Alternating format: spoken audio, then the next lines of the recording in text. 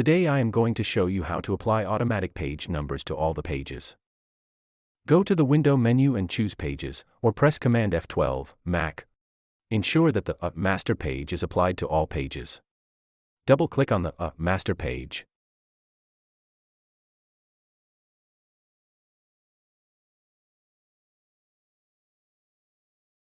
Draw a text box.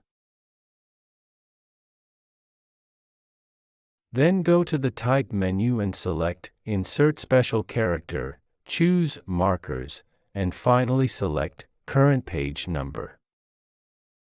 Duplicate the text frame by holding Shift+Alt and make it right-aligned by pressing Command+Shift+R.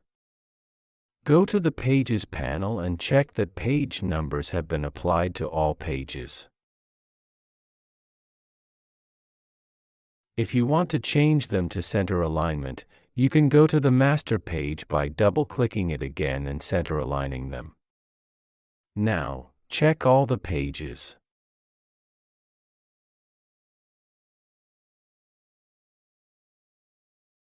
Thank you for watching.